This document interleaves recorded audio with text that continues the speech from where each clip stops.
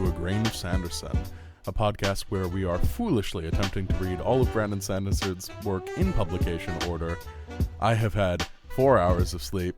We're totally ready to record a podcast. I am joined by Taylor Lane. Hello. And Jack McLaughlin. It's 2 a.m. We're in a bunker under the Navajo desert. We're being held hostage. We haven't slept in 36 hours. And despite the fact that we haven't mentioned our credentials for an episode, we do have to mention at least Taylor's credentials because they have been updated. Taylor, do you want to tell everyone, or should we tell the audience? Yes, I now am not pursuing a master's in communication. I now have a master's in communication. So congratulations, Master Lane. Thank you. Exclusively Thank you. Be referring to you by title for this. Exactly. Not that it changes my title, but thank you. Master Lane does sound like a character we would run into in a Sanderson book. It really does.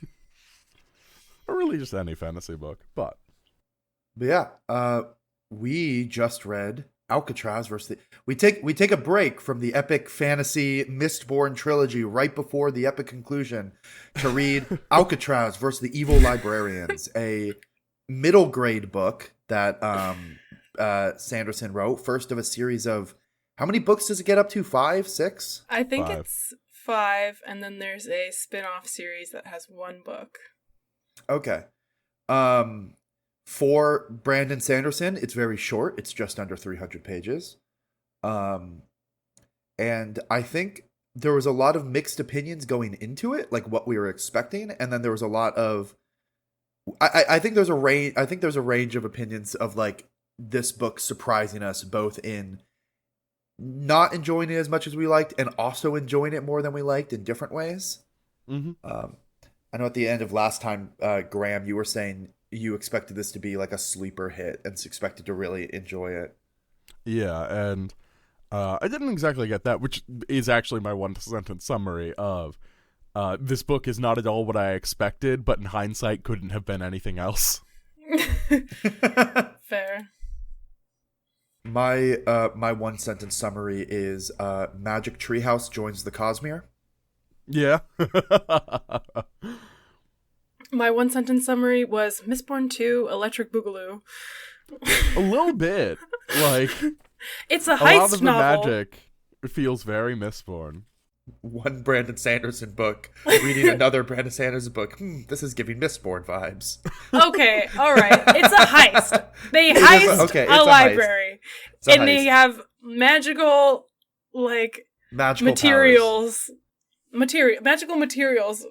Like, instead of using metal, they now have sand and glass. But the thing is, a heist never happens in Mistborn. That's very much a point of Mistborn, is that the heist never actually happens. That's true. There is a lot less planning in this book and a lot more heisting in this book. I don't think there's like more than 2 sentences of planning. It's kind of just they go in. Oh, well, that's the Smedry way. Yes, the Smedry way. Smedry has never had a single thought more than 5 seconds in advance. Okay, you don't have to answer now because you might have to think for a little bit. But from the end, by the end of the episode, I want you guys to tell me what your Smedry talent would be. Oh, that's a good question. I bet there's a quiz for this too. Oh, my Smedry talent is for sure spilling things. I am a serial spiller. You can talk to my boyfriend about that. He is so annoyed with me all the time. I spill every single drink I've ever had. Oh, God. Mine is probably forgetting things. Forgetting things? Forgetting things. That's very powerful. Mm-hmm. Very, very powerful. I make an excellent spy. I can't get anything out of me. I don't remember. I guess mine is probably like whatever horrendous sleep schedule I'm on. Like I got 4 hours for this, but like, you know, like I do the XKCD thing where I just say what time zone I'm in, as if I was getting up at that time zone at 8 a.m. So like often I'm on Hawaiian time, and then like eventually, like as things go on, like I'm on no one's time. I'm on Cthulhu time, like where I'm waking up is the middle of a fucking ocean. You're on times no one's ever heard of. It's an absolute time. But yeah. Okay. We should probably just jump to doing the summary. Alcatraz is an orphan 13-year-old boy who has spent most of his life bouncing between foster homes, always having to move shortly after meeting his new family due to his seemingly, and eventually definitely, magical ability to break anything he comes into contact with. On his 13th birthday, a package arrives supposedly from his real father containing his inheritance, a bag of sand. This bag of sand is then stolen by his cruel caseworker, Miss Fletcher, and shortly after, a crazy old man arrives claiming to be Alcatraz's grandfather, and that Alcatraz is part of an ancient and magical family called the Smedries, all of whom have a talent. From his grandfather, Alcatraz learns that most of his life has been a lie, and that the world he has been living in is secretly controlled by a cult of evil librarians who hide the existence of magic, talking dinosaurs, several continents, and advanced technology like swords and stairs. Alcatraz goes on an adventure with his newfound library to break into the downtown library, fight a dark wizard, aka Dark Oculator, and recover the sands of his inheritance, which can be forged into a powerful set of lenses. During this adventure, he learns more about the world that had been hidden, his powers as a budding oculator, himself, and what it means to be a Smedry. And also at the end, it turns out that abusive caseworker was his real biological mother the whole time. Which Miss we will talk about a Fletcher. lot. I am looking at our shared notes document, and I feel like I'm reading a Peppa Sylvia conspiracy board Taylor wrote about all of her thoughts about Miss Fletcher specifically. You should have included in our summary the truly brutal way that Alcatraz murders like a full-ass adult at the end of this novel. Oh my god, no, I had that highlighted. Okay, so we do know that Alcatraz, like all Smedries have a talent. Everyone in this family, and as we later see, including people that marry into the family, basically, if your last name could reasonably be Smedry, you have a magical talent. And most of these talents are pretty like silly, pretty like middle grade, like kind of silly powers that turn out to be good. Like one of Alcatraz's cousins, Sing, his talent is that he trips. Yeah, he But trips it's and like falls. he trips and falls. But the thing is, it's like he's like great at tripping and falling, so he's like a really large dude, so he'll trip and fall to like cause a distraction, but also he'll trip and fall exactly when he needs to. Like a wall is about to explode and he just trips and falls, and so he like misses it. He essentially ducks, and it's a little bit of like prescience, like, oh, if the magic recognizes to protect you, you need to trip. The grandfather's talent is he always arrives late to things, which includes arriving late to his own death. One of the early scenes we see this happening is a gunman. Remember, this is a middle grade book. A gunman tries to shoot Grandpa Smedry and always misses by hitting the wall right in front of where Grandpa Smedry is walking, because Grandpa Smedry is arriving late to getting hit by the bullet. Yeah.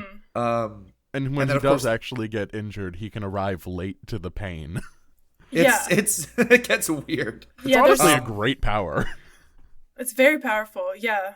And that's something that's actually important to talk about now, because it will come up when we talk about Miss Fletcher. But yeah, there's a scene where the Dark Oculator or the Dark Wizard takes, or like, not a scene, like a major plot point in the book is that the Dark Oculator takes Grandpa Smedry back and to like a torture chamber and starts torturing him, which is like, love middle grade. And he is using like this super painful like torture lenses and like hitting him with a knife, and Grandpa Smedry is like taking it like a champ, because he is using his power to arrive late to the pain and actually can like basically store all this pain and like have it arrive late in like small doses like through the next few days in order to spread the pain across, so he actually is like fine in the moment. He's like not being tortured basically. Grandpa Smedry is a Furecomist. We I was just about to say, you get a lot of overlap between these magic systems. Like I feel like Sanderson can't help himself in a lot of ways. I would say the biggest touchstones for this book in terms of magic system is probably Mistborn, because a lot of the magic like lets you do Mistborn things.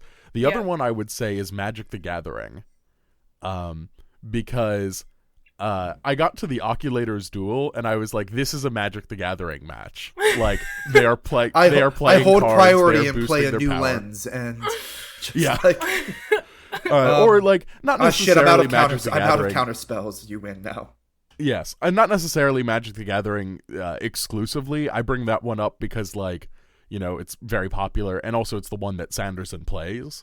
But I think that any sort of, like, dueling card game fits along. Like, the fact that, like, the lenses, like, you have to have a collection of these lenses. They have their own special powers. Like, you have to be, like, good at, like, positioning them and focusing and, like, all these things that are, like, very in the lore of card games. Like, someone could easily make this into a Yu-Gi-Oh! Style anime. Yeah, the way that the way that the Oculator, like, duel happens, so everyone knows that kind of Sanderson is known for his, or, like, we know that Sanderson's pretty well known for his action scenes, and so when Grandpa Smedry and the Dark Oculator have their, like, fight off, I'm like, oh man, this is about to be crazy, there's gonna be explosions and stuff like that, and then the two men just stand across from each other and start using their... and stare at each other. They start staring at each other with lenses, and the pressure in the room is getting crazier as they put like a second lens over their eyes and then a third lens over their eye. But the whole time they're just standing there staring at each other with these lenses. And, like, the energy that have, is like, raising in the room, but like it's still it's like almost it's also unclear if there's like even like if you can even visually see anything that's happening between these two. The vibe that I got is that like the energy in the room is like very strong, but it is just two people standing and staring at each other with no like beams of light like crashing into each other. There definitely are. One of the picture, yeah, the art has it. Oh yeah, actually, speaking of the art, we should say that this is Sanderson's first book that has like a co-writing credit in this case, because illustrations by Haley Lazo, who is from DC, which shout out. From our area. What were you gonna say, Jack? Oh, I was gonna say, in the book, there's the fire thrower lenses, and there is a line that describes like the Dark Oculator puts it on and the fire shoots out and stops before it hits. Oh, that's true. So there is a like level of like there's a visual element to it. But yeah, real quick, circling back to what Graham you said about the brutal way of killing people. So, you know, middle grade book, two guys staring each other down. And then, you know, at the end of that fight, Alcatraz turns around and is like, hey, my power to break things probably applies to people. And touches one of the bad guys that they're fighting. And I highlighted this line. I sent, it's all in first person. I twisted with a sudden motion, raising my hands and grabbing the arms of my captors. I sent out shocks of talent and felt bones snap beneath my fingers. and I highlighted that section because I'm reading a middle grade book that's about like talking British dinosaurs and makes jokes about how stairs are more advanced technology than elevators. And then suddenly I'm just reading, it's like, oh shit. Yeah. And then the same exact page, I'm pretty sure, it's like the same page, he breaks these people's bones and then perfectly breaks the lens in the correct direction. The fire thrower lens, the one that shoots the Firebringer, I think. Firebringer lens basically is just like a laser beam, and he touches the Firebringer lens to break it to be in the opposite direction. So when you put it on your eye, when the Dark Oculator does pick it up, puts it on his eye, and shoots basically like a lightsaber laser directly into his eye, blinding him because he only has one eye, because he took out his other eye to focus his... That was not clear. I kind of just assumed that it seemed like he just had like a eye socket that was like missing. I thought it was I thought it was blind because they reference multiple times that like that he's should we worry neutralized. about him? Oh no, he's like a blind oculator is. They reference him as like he's defeated because he's blind now. Right.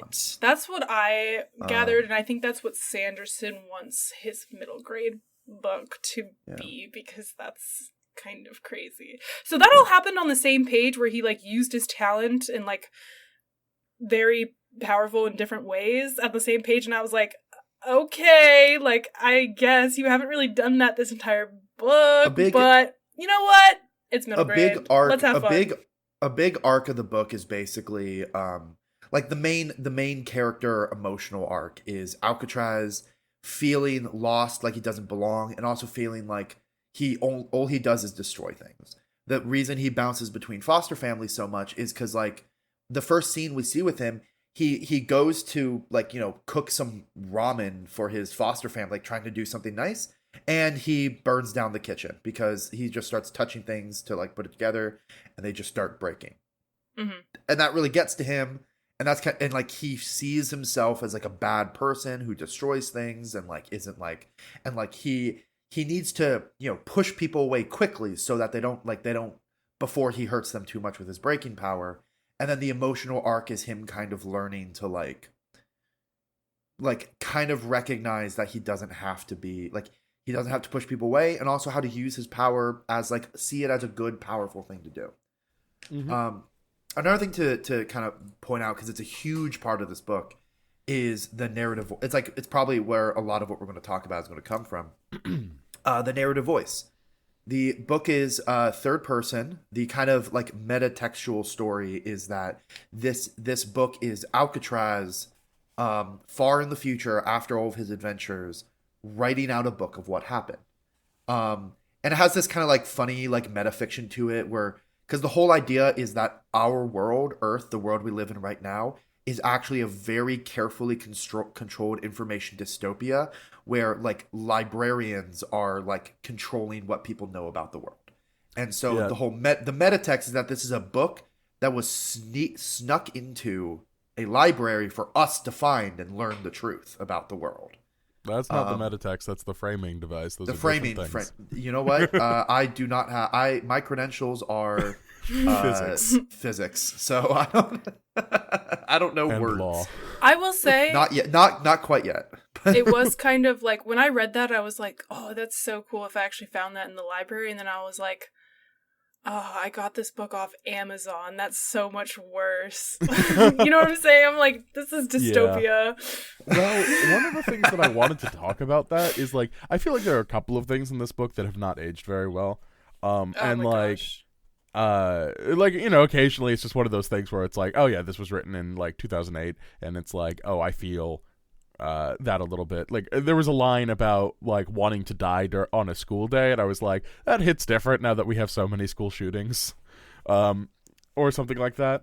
Also, just like one thing I was thinking about is like prevalence of conspiracy theories. And like, yeah, exactly. That's my point that I was going to bring up, of just like this book is so conspiracy rich, which like, again, you know, conspiracy theories have always existed in America, but they're so much.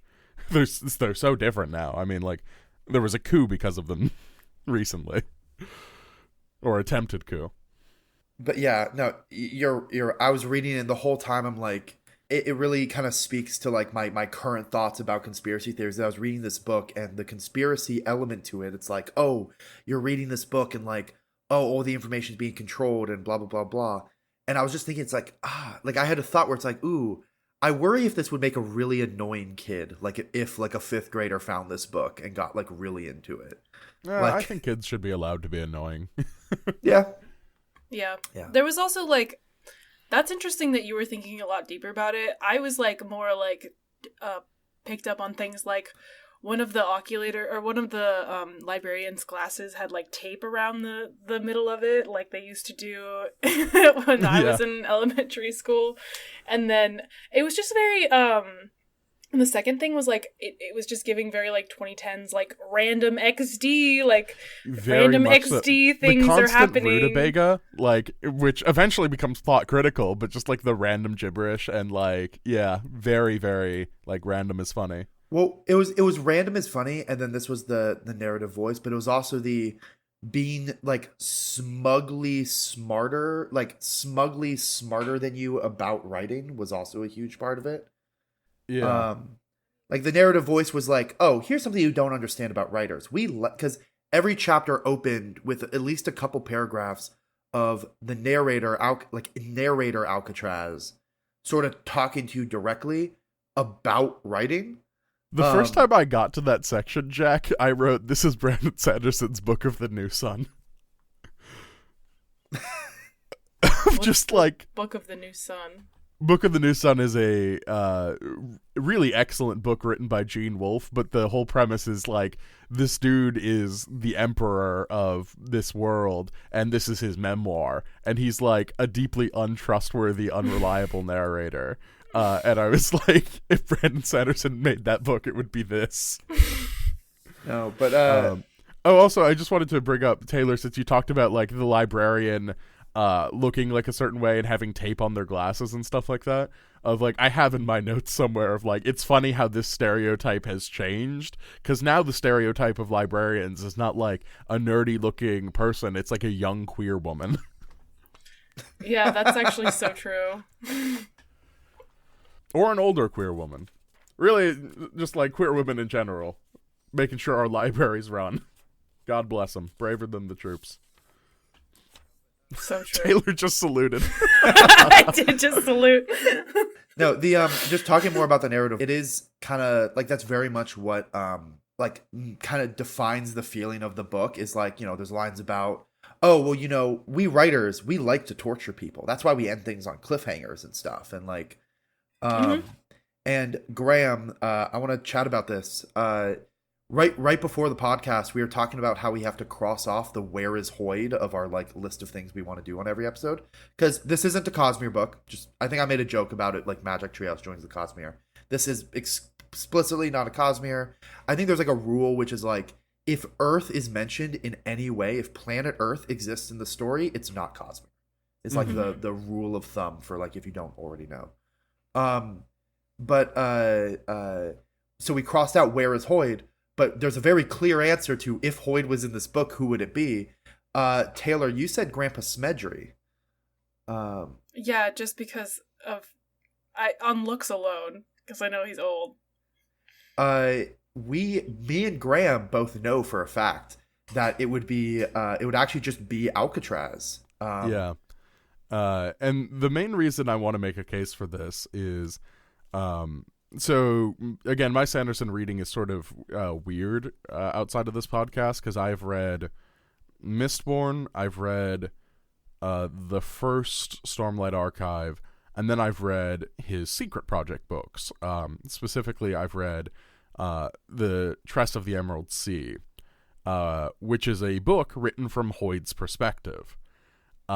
And I would like to, I just want to say that Hoyd's narratorial voice is shockingly similar to Alcatraz's. Yeah. I think Hoyd cares a little bit more about prose than Alcatraz does, but also this book in general cares more about prose than Mistborn does, for sure. Oh, for sure. Like there's a lot more like play on words, and like just the quality of the prose is better, and like it's not always up to task. I think I highlighted a specific section where I was just like, this is not very good, but it also feels like something a 13-year-old would write, so I'm not actually that mad about it. But like it is shockingly similar, and like this is sort of one of the things where like I wish we could talk a little bit more in depth, because like when this is really going to pay off is 2027 when we read Tress of the Emerald Sea.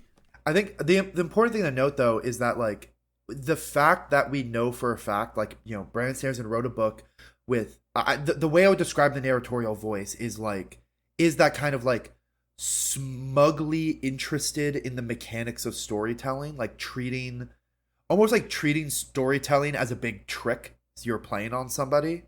Mm-hmm. And this feels like the early version of Brandon Sanderson playing with this narratorial voice, and we will see him bring it back. And I do think it's interesting to think, it's like, well, how much of this narratorial voice kind of speaks to his actual thoughts about writing? Like, how much of it is he just thinks this is funny versus how much does both Alcatraz and, as we'll later see, Hoyd, like reflect Brandon Sanderson's thoughts about writing. And Graham, you're right. That will be a more interesting conversation when we can in actually January talk of 2028. It will be a more interesting conversation when we can actually talk about Tress.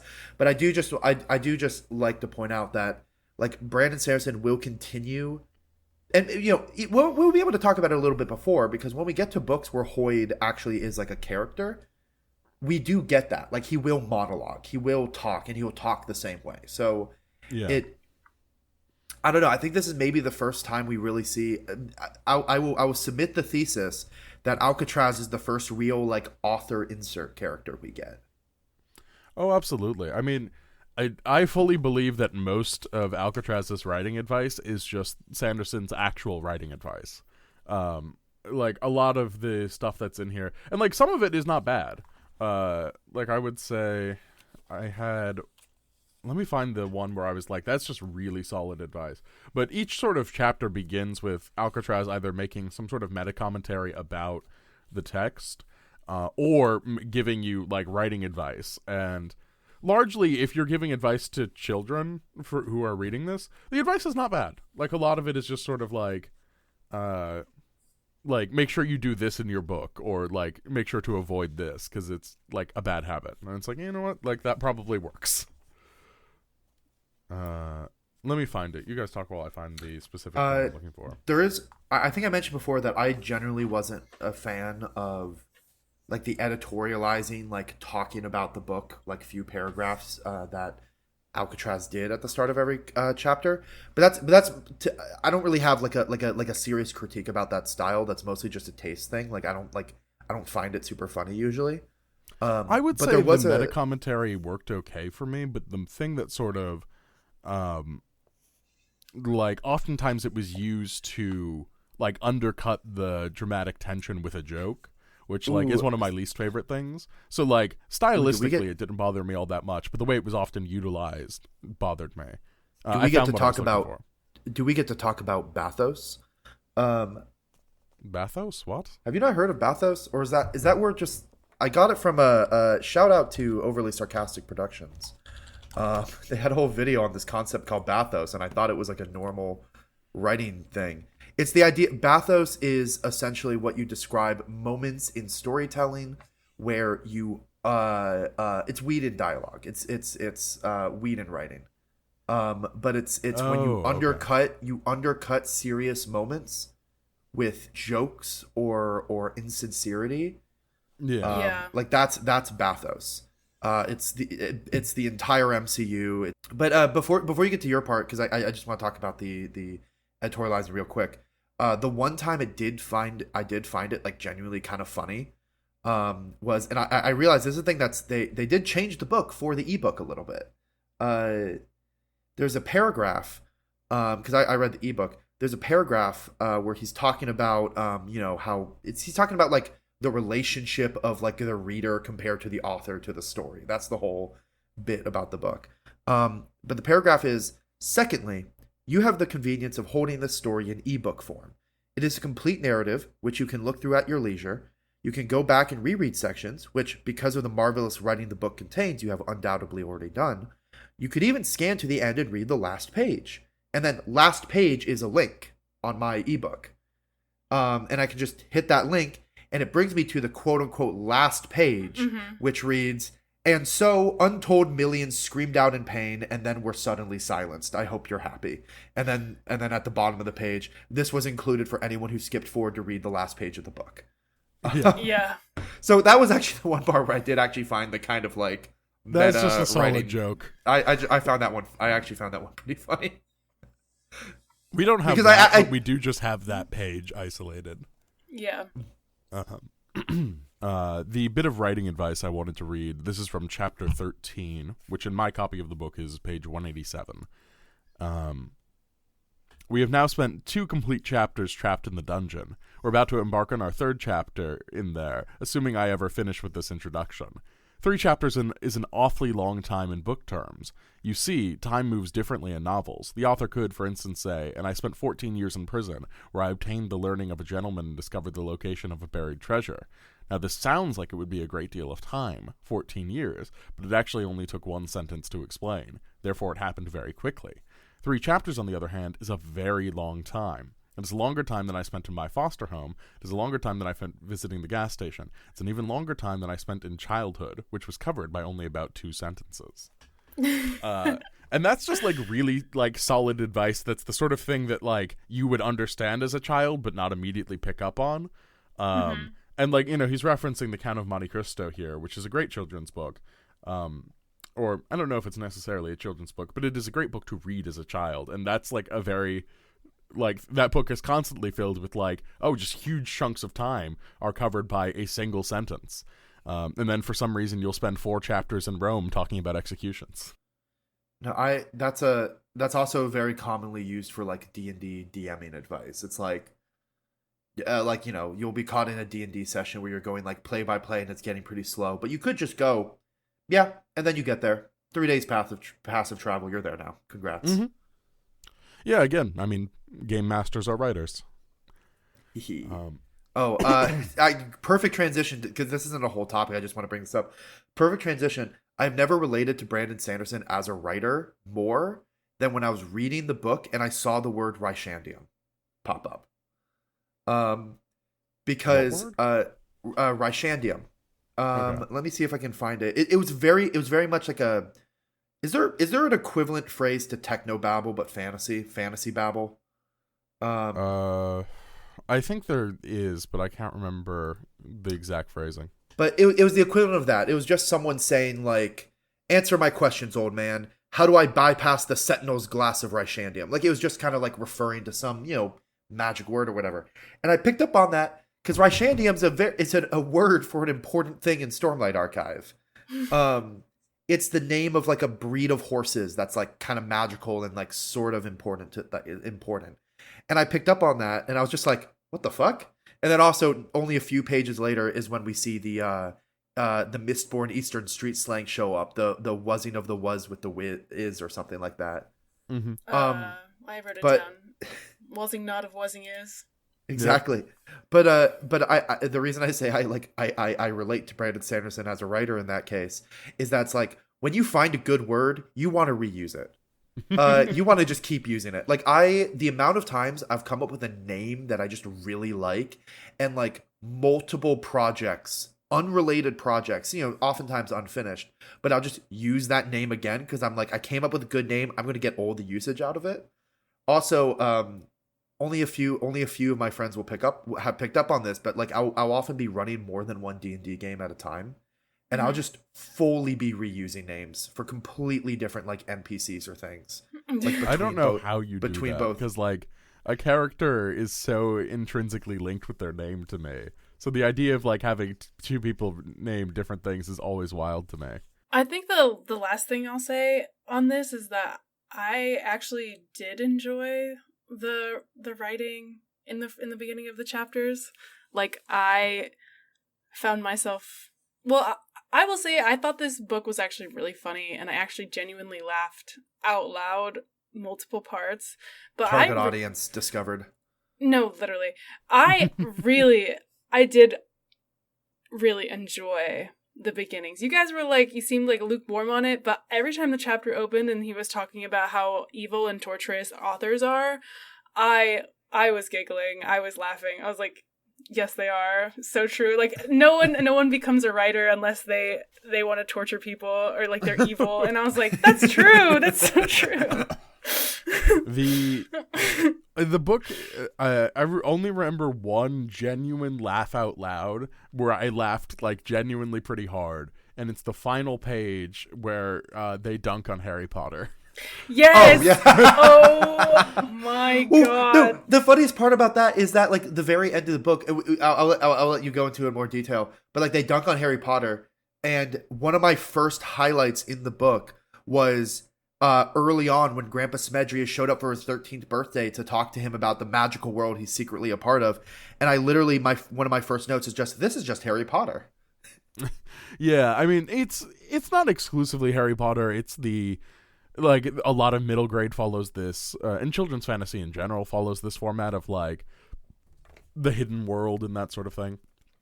But that was the line where I was like, oh, this is more directly in conversation with Harry Potter than I thought, because the final line is, or the final little section is, Alcatraz is like set up to stay with his like foster parents, Joan and Roy, and Grandpa Smedry is like, what? Edible Eddings boy, the city's crawling with librarians. It was dangerous enough to give you a chance to come back and say goodbye. But you said I had to spend some time with them. A few hours, lad, Grandpa Spendry said, to apologize for the trouble you'd given them. What did you expect? That I'd leave you here all summer, in the exact place where your enemies know where to look? With people that aren't even your family? In a place you don't really like? And that is suppressingly normal to the world you've grown to love? Doesn't that sound a little stupid and contrived to you? I raised a relieved hand to my head. Yeah, I noted, now that you mention it. Who would do something like that?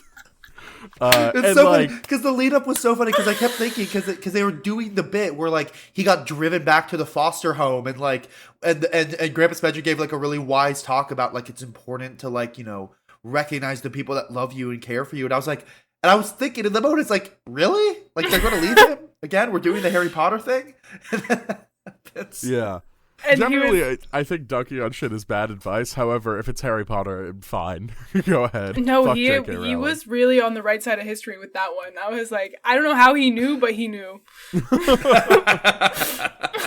God, did you see recently that J.K. Rowling has gotten so transphobic that Elon Musk has called her out for her transphobia? Specifically, what it was he specifically was like, oh, I agree with all your points, but like, man, this is all you talk about. Yeah. Get a life, nerd, is what Elon Musk said. If Elon Musk is telling you to touch grass, there's a serious problem in your life. You've got some real problems. Something wrong. Which, we already knew that, but... Yeah.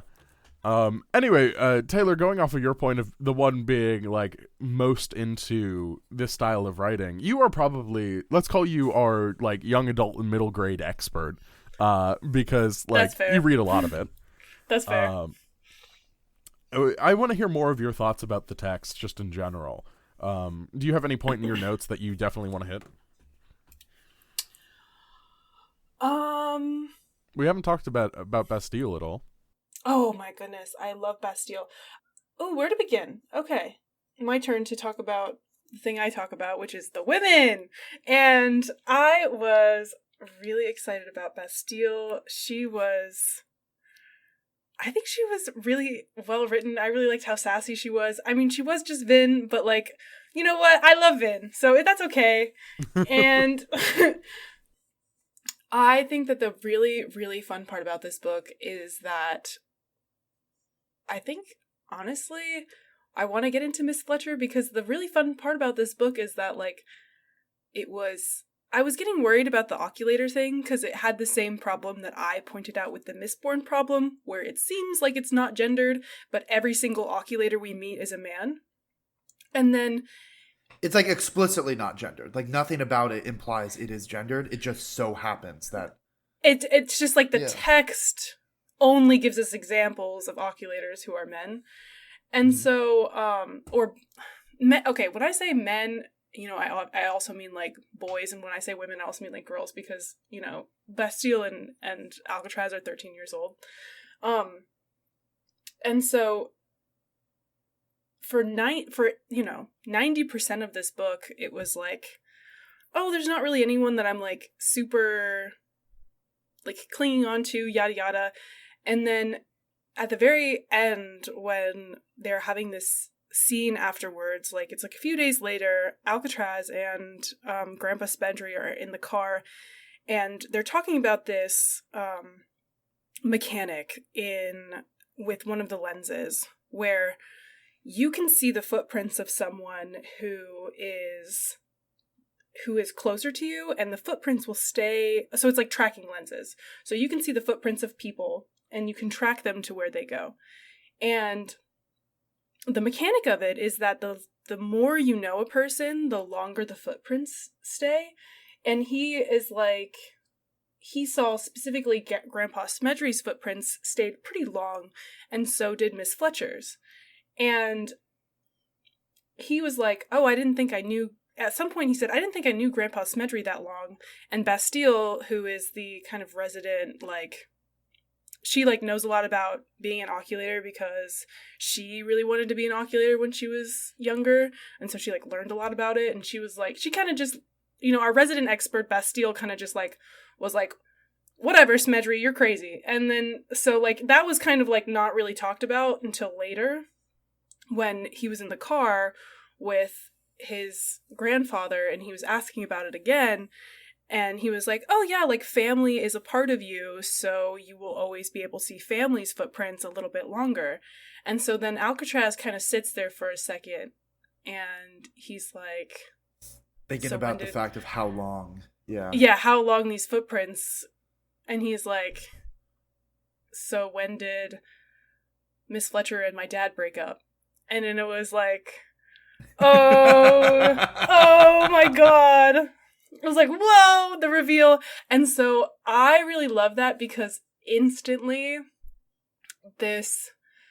he has now made the most complicated character in his book instantly became, like, the woman. And I was really excited about that because, like, she instantly became, like, someone, like, a lot more complicated and interesting.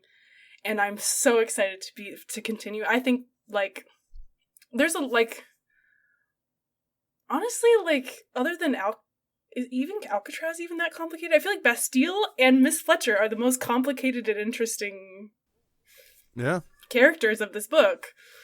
I'm going to let you talk a lot more because I know you have so much to say about this, and I mostly agree with everything I know you're about to say. But to me, that was sort of the turning point of me when I started to actually, because I was kind of slow to getting into the book and it really hit me. And then I got to the chapter, which Graham and I both picked up on the same, like, thing where we were like, there's a scene where Alcatraz is spying on Miss Fletcher, who we know is, at this point we just know is, like, one of the evil librarians, talking to the Dark Oculator, who's, like, a really dangerous, like, wizard guy. And they're chatting, and like, the evil guy is asking Miss Fletcher, like, why didn't you go pick him up yourself? And she said, I lost my keys, which is just, like, a very, like, random out of nowhere, like, she lost her keys, like, that's why she lost her keys. But then the Dark Wizard makes a comment like, oh, still has the better of you, huh? And then, like, the conversation continues. And I remember thinking, like, wait, losing things would be 100% a Smedry talent. Mm-hmm. And so that made me think, oh, like, my first thought was literally, oh my god, is she his mom? And then I was like, no, that'd be too dark. She's so horrible and abusive to him. That would be way too dark if she was actually his mom. But then, so I was like, oh, she's probably a Smedry, but, like, an aunt or another cousin or something. Yeah. And that's when I got hooked on the book. That's when I actually was like, oh, wait, shit, I'm following this now. Yeah, the way that I read that, I did not pick it up then. I read that as, like, oh, like, I also picked up that she had a talent and that was, like, a talent. But I was just, the way that he responded to it, he was like, still has the better of you, doesn't it? It was like, that's interesting. She's a librarian who was born with a talent and is trying to fight it because, like, she's a librarian and they're not supposed to have talents. That's what I kind of got, was that, like, librarians hate talents and she's supposed to be, like, a person of order. So, like, she's trying to fight her nature because she was born with this. And so that's what I thought was going to happen. So since that was my train of thought, is that, like, this interesting character who was born with a talent but isn't a Smedry, I just kind of assumed that there was, like, multiple families and bloodlines that could have talents. That's kind of where I still think that's true. That's not, like, confirmed, but that's kind of, like, where I think that the Smedrys are super powerful because they are both oculators and have talents. But I do think that there are people who have talents and there are people who are born oculators. And so, like, what makes the Smedrys super, super powerful is that they have both. They're a bloodline with both. That's what I think is happening. So I think that there are people who are born with talents, but they just aren't oculators. No, I think you're right in some regards, or not necessarily, like, Smedry talents, but there's a line where one of the things that is sort of a theme throughout this book is guns are more primitive than swords, which like is just Brandon Sanderson wanting to write about swords because he thinks swords are cool. But in the text of the book, like the more complicated a piece of technology is, the more can go wrong in the magical world. So like you fire a gun at a smedgery, the gun probably won't work because it's so like technological, and therefore like lots of its parts that can lack break. of simplicity doesn't work. Like it'll fall apart if you shoot Alcatraz. The bullet won't hit Grandpa Smedgery. Oh God, where was I going with this? What were we talking about? I don't know. Talents. Oh yeah. So that's the reason that like in this world, lots of people have abilities where like the gun doesn't work on them. It's not just the Smedgeries. And I believe Blackburn at a certain point, like without a lens, like does something with like a beam of energy. When like someone uses a piece of technology on him. I don't remember that. About. Yeah, I don't remember that. I'll try and find it. I just remember noting it as like, oh, that seems like a scene where like someone without a talent is doing something. No, he definitely had lenses the whole time. That was like his big thing. Yeah, and he definitely, I mean, if he had a talent, it was never addressed, and I feel like that would really be strange, because like that's what makes I don't necessarily think it's so like powerful. a Smedgery talent. I think it is just like he has abilities outside of his lenses. Like here it is. The large man raised a gun and fired at Blackburn. I could barely hear the gunshots over the sound of the wind. Flashes of lightning shot from Blackburn's body, moving more quickly than I could track. I'm still not certain what happened to those bullets, but they certainly never reached their mark. I glanced at Singh, who sat cradling a burned hand, the gun smoking on the floor. I very much took that as just like, this was mid-oculator duel. He had like 5 lenses on. But I like we get a description of each lens and what it starts to do. I think this is like supposed to be another example of like guns not working, not necessarily an example of a lens. Oh, okay. Well, maybe. Real quick, that before sense, we though. dive more into Miss Fletcher, I just want to, because we mentioned Blackburn, I highlighted this line because I just thought it was actually really cool. Grandpa Smedgery is staring down Blackburn and like commenting. He's like, "Oh, you have so many like cool lenses because like you have so many cool trading cards, right?" And Blackburn's just response being, "I have a weakness for power, I'm afraid." And then that's like, and then they start fighting, and I just thought that was a cool line. I just wanted to point that out, and I highlighted that in my notes. Yeah, But we do need to talk more about about Miss Fletcher. Yeah, speaking about the narrative though, and like, so something that also tips the reader off to Miss Fletcher being special is that Alcatraz is very quick to tell everyone like what the end of the story is for most of these characters, like immediately when we meet them.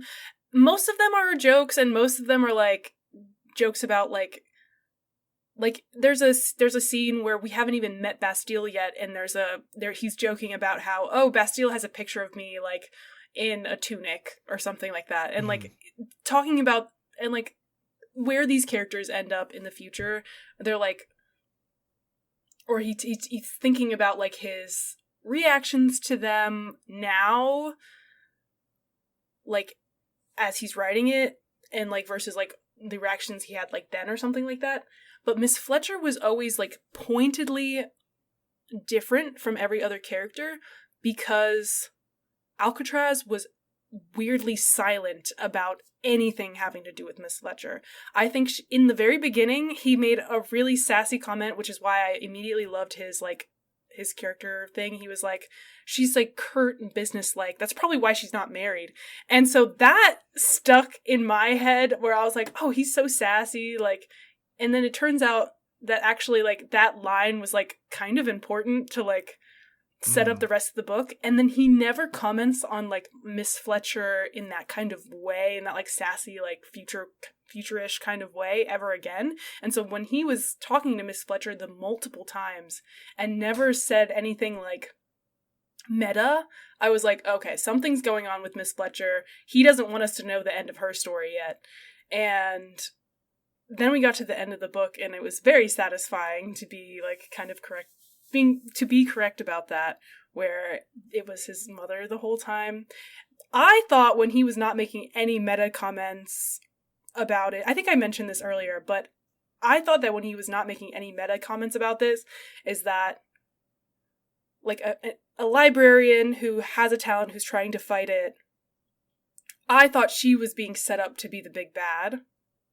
And of the entire series, like book 5, she's going to be like the person that like is like making she's like the big bad, and we meet her in the first book, and she's like kind of this minor character-ish. Or she's like the first librarian we meet of the entire series. But that is definitely not true anymore now that we know that she's his mother. And so, like, I would love to go through my notes and to talk about, like, Miss Fletcher. I really want to. Can I request a real quick 2-minute break? I also would like a break, actually. Thank you, too.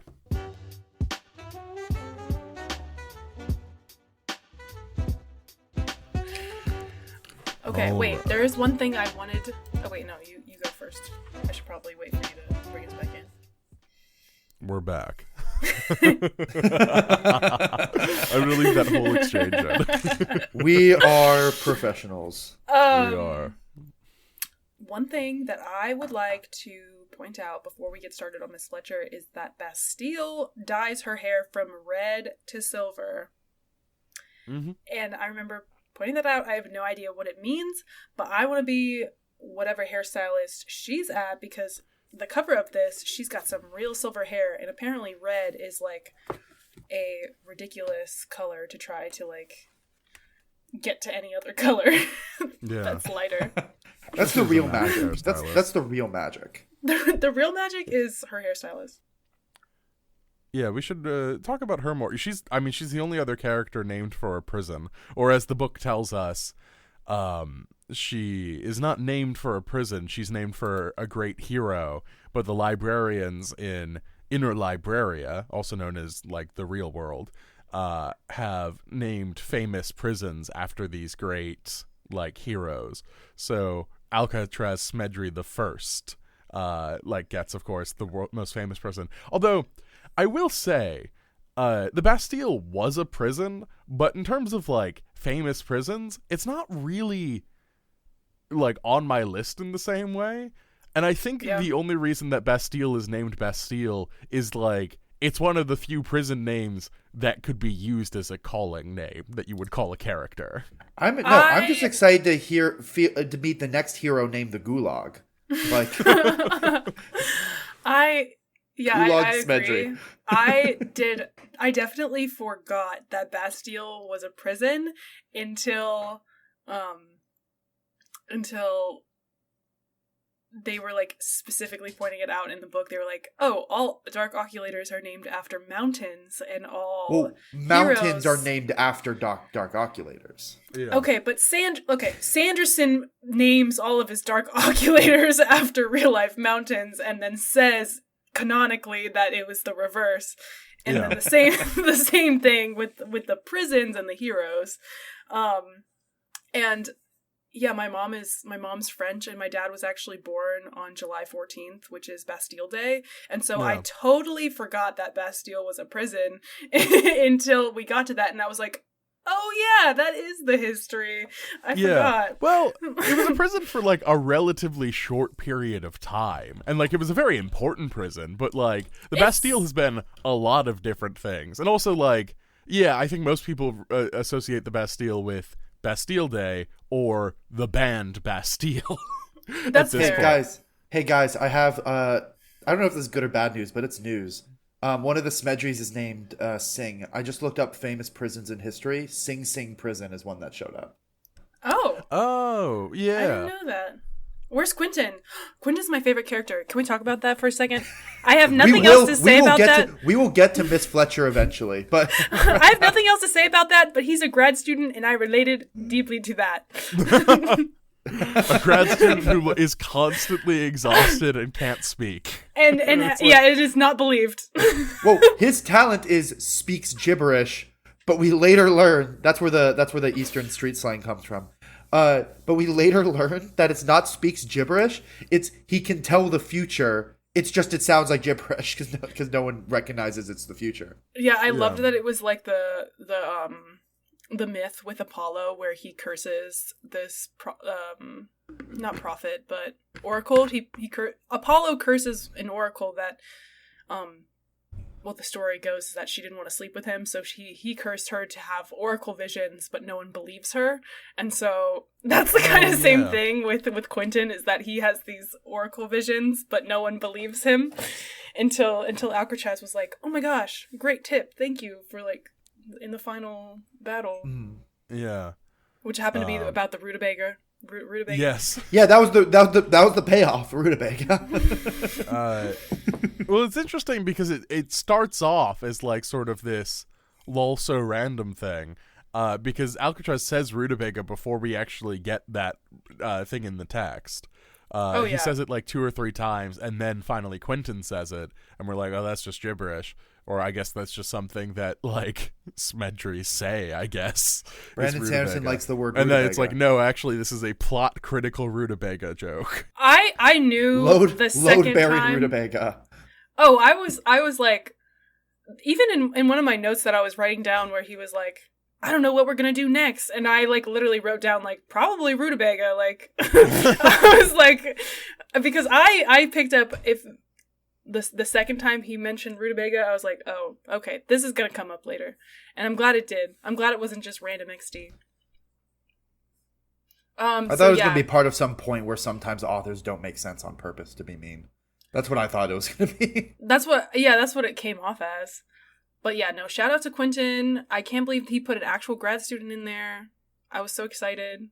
I was like, that's me. There's a lot of this book that's concerned with academia in like a funny way, where like I wish that had been leaned into more a little bit into the metatext, because I think that I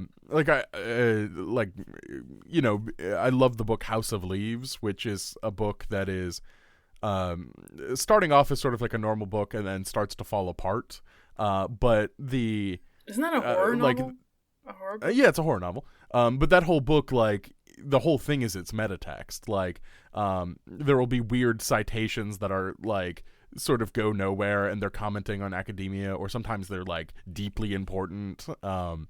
And, you know, the book as it goes along, like, basically melts. This is the book that, like, famously, like, text is upside down and reversed, and, like, you need a mirror to read it. There are sections that are in Braille. Things like that.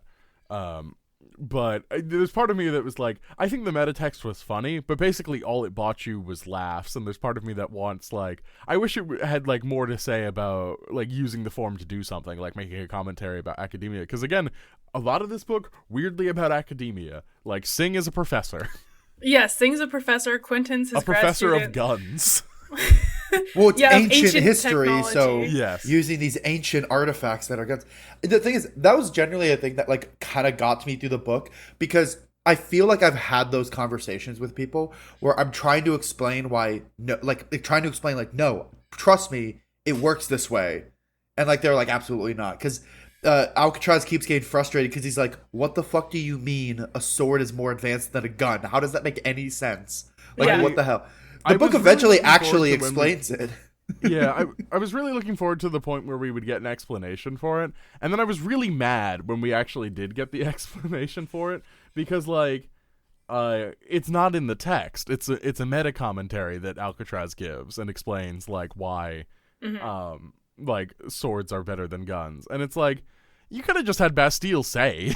Yeah. Well, and the answer basically ends up being that when these guys say swords, they're talking about, like, the advanced magical swords they're using. They're like, and not necessarily. They, like, also, like, the thing of, like, a sword can't go wrong in the way that a gun can. Yeah. I mean, I would also say that I didn't mind that it was, like, in the meta commentary, just because the whole entire book takes place in one day, and so there's only so much that a boy can learn on his first day on the job. And so I didn't mind that there was, like, some of the stuff we learned was realistically stuff he wouldn't have learned his first day on the job. Like, it's stuff that he had to learn over a longer period of time and was like filling in that he didn't know existed at the time and now knows exists. I think that there is a lot of room for that, for what you're looking for in the next literal 4 books that are going to be in this series. Like, I think that there could be the academia commentary in book 2 or like further on. Yeah, and like the audience should know that I am preventing myself from giving a 90-minute lecture about the history of metafiction. Which, like, you're so brave. You're a bravest soldier. I mean, should the audience want like me to like give more full thoughts about like the history of metafiction and like how this book relates to it? Because like I don't think anyone wants me to start like, because I'm gonna start at the beginning, y'all. It's gonna be like, all right, so we're gonna start with Don Quixote and we're gonna work our way up to Slaughterhouse 5, and then I unfortunately may have to mention Homestuck. Oh God. Actually, here, if the audience is for some reason is listening to this and has not listened to the Range Touch Network's Homestuck Made This World, go listen to that, because that is a deep academic look at that text, and that is all about metafiction. So, tiding you over until the next Alcatraz book, look for that, but we'll be back in July with the next Alcatraz book as well, so. I'm excited. I'm actually looking forward to the next Alcatraz book now, because of the reveal with Miss Fletcher. Yeah. Yes, segue. Make sure we Segue. talk about that before we run out of time. Okay, Yes. I'm going to start from the beginning. The bunker So- we're hiding in is actively falling apart. We need to hurry up. Yes, it is. I have a birthday to go to, that's it. So, the book opens up and he gets, the first thing that happens is that he gets a package. And in this package, there's a bag of sand. We find out later that's super, super important sand, and that can be turned into super, super, powerful lenses. That is his inheritance. And apparently it's pretty normal in this world to send your 13-year-old a package on their birthday with their inheritance. And what's important about this is that the note that says, "Here's your inheritance, son," is signed by both mom and dad. Mom and dad. So we're beginning with that. So that's kind of weird because the mom, we find out, is a librarian. So why is she... So there's a weird timeline here where, like, when they first sent the package, it was from mom and dad. But in the very end of the book, he reads a letter that's in the forgotten language that he needed to smelt the lenses to read with his inheritance lenses to read. And that's only signed by dad. So somewhere between writing the first note and writing the second note that are in the same package, something happened. And the timeline there, I'd love to learn more about, and I think we will learn more about because this is really important. We've talked about how, so moving on, that's important to know. Moving on, we figure out that it's pretty obvious that, like, she lost her keys, and then Blackburn was like, still has the better of you, doesn't it? And so that, like, we all know is like a talent, and it's like very much a Smedry talent. And so I lost my keys to me is that her talent is losing things. And so I was like, this sent me down a rabbit hole where if she's powerful just like Grandpa Smedry is powerful, where he can, Bastille even says this, like it takes a very powerful person with a talent to use it in a very like abstract way. And so in the way that Grandpa Smedry does, where he's arriving late to his pain, which is like of torture, which is like a very abstract way of using your power. And so I think she's also very powerful because I think she's like, her like losing things is she's using it in a very abstract way to constantly lose like events and stuff like that. Like one thing that I didn't have written down here is that she goes and sees Alcatraz while he's in prison 2 different times. And the first time actually, I'm not sure if it was the first or the second time, but one of the times she's like, let's make a deal. And then he's like, okay, you have to answer my questions and then I'll answer your questions. And then she answers like a ton of his questions. And then at the end, she's like, okay, I'm done with this. Where's Grandpa Smedry? And Alcatraz is like, I forgot. I don't know. And she has like this wide-eyed shock on her face. And I was realizing then that I don't think she meant to use her powers in that time, but she lost the deal. Like she lost the back and forth. And I think she was like, oh, oops, I didn't mean to use my powers then. Or she was pretending like she didn't want to use her powers then and was like fine that she lost the deal. But yeah. I'm wondering how much like acceptance there will be for her like Smedry talent.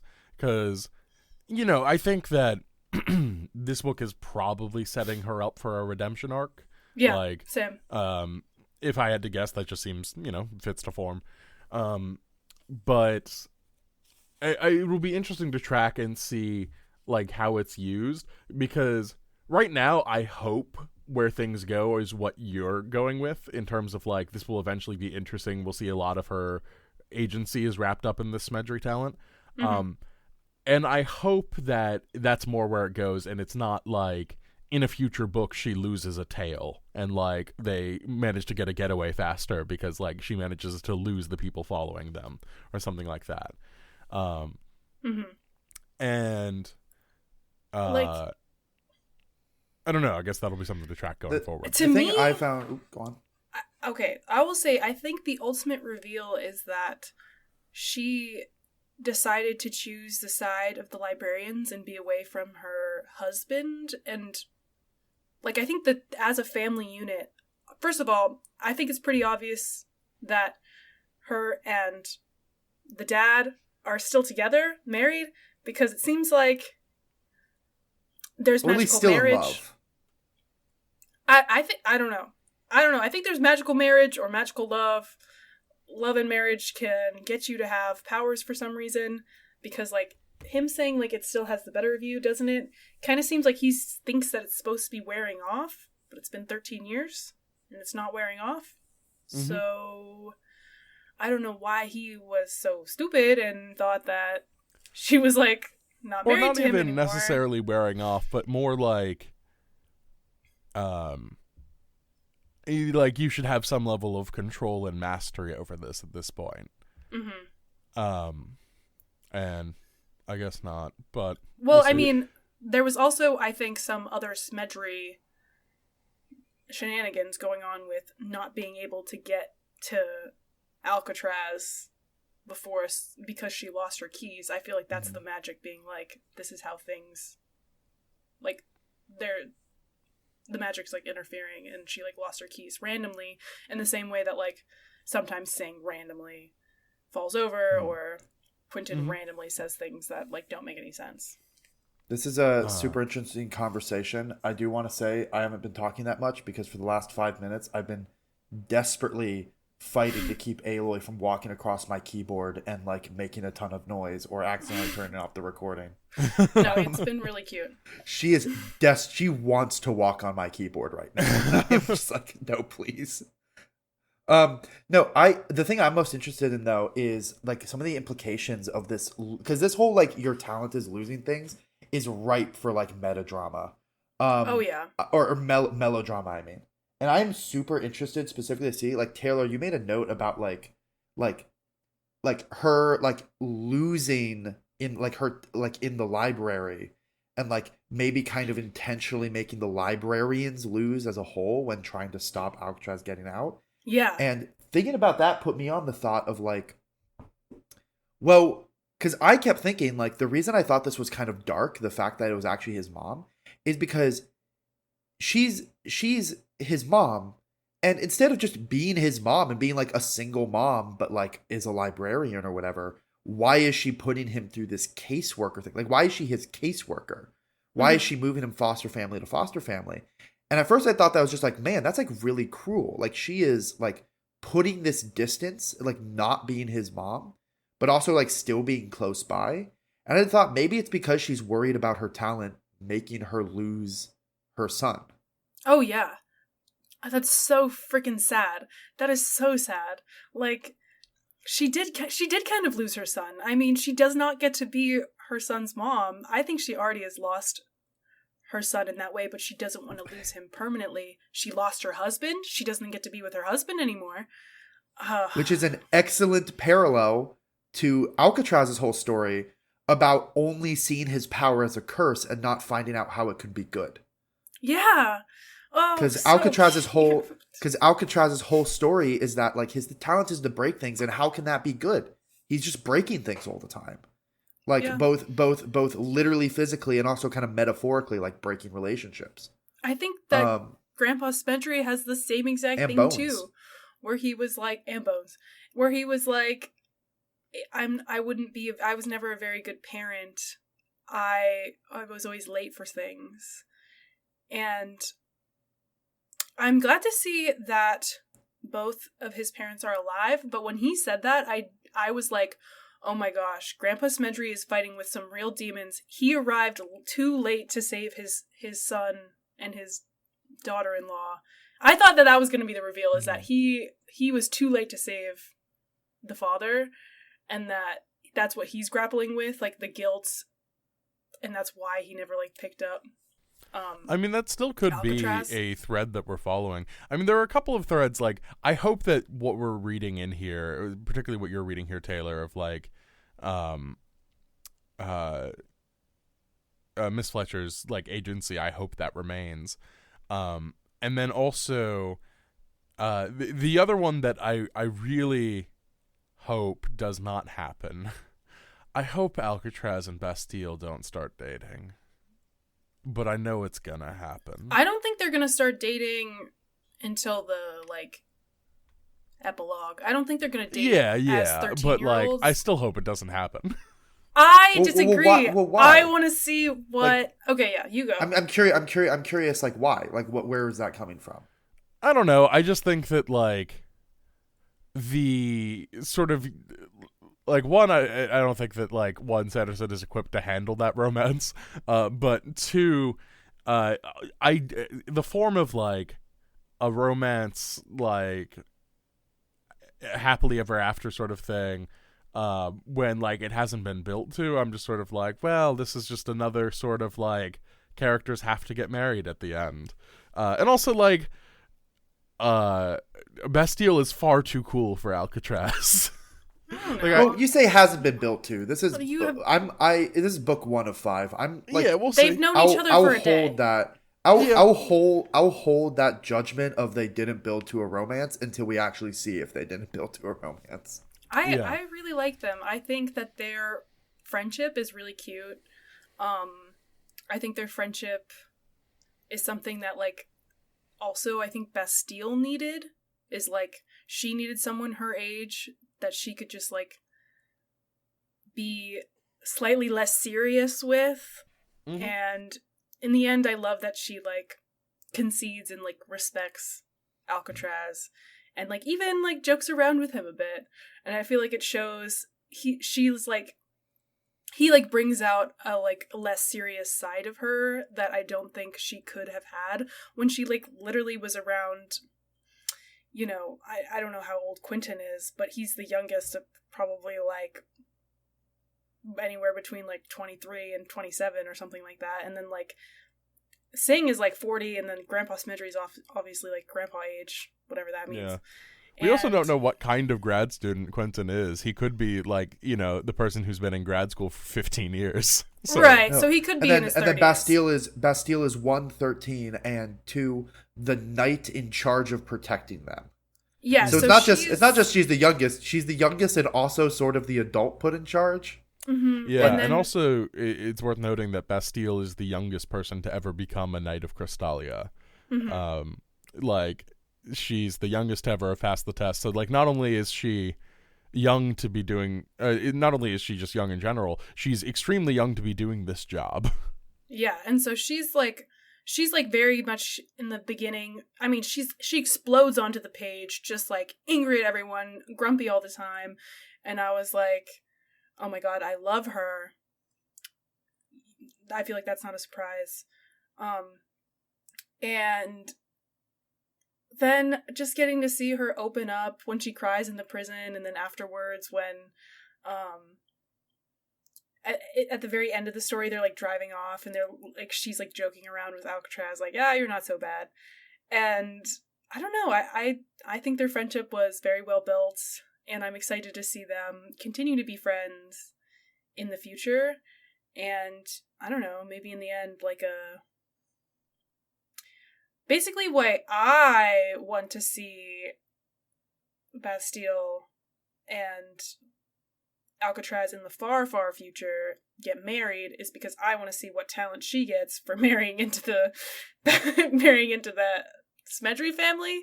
But I do not think that will that ever we'll probably, be if that happens, explored. we'll see that in Bastille versus the Evil Librarians. I don't think so. On the cover, she seems still pretty young.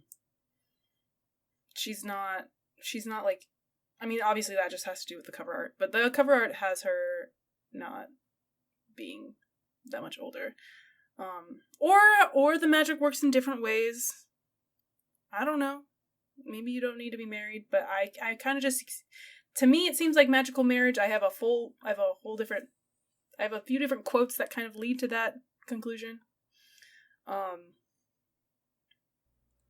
So I'm sure it's going to be, well, I'm sure it's going to be just something like, if you're part of the family, and that could be, and who knows, maybe that'll be an interesting, like, different ways of being part of the family. Yeah.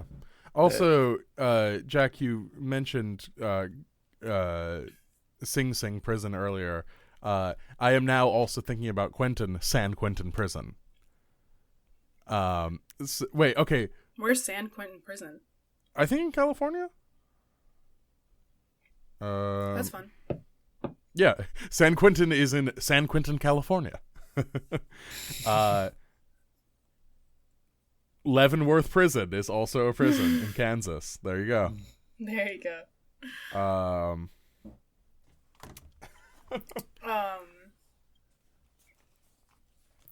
Yes, okay, so his dad also has to have a prison name. Let me check. His dad is at Attica. the end. Okay, yeah, Attica. Attica Prison is a prison in I feel like I've heard of Attica. Wyoming. Wait, no, Wyoming County, New York. God damn it, the U.S. is I think dumb. that's the one I looked up. So yeah, they all follow this. Okay, here's another reason why I think that Miss Fletcher is going to get a redemption arc, is because I'm pretty certain that she's undercover, because when she was talking to Blackburn, she was like, they were talking about, he was like asking the question like, why would they put him in the foster system? You know, same question we had the whole time. And then Miss Fletcher was shrugged. Perhaps they just didn't want him, considering his parentage.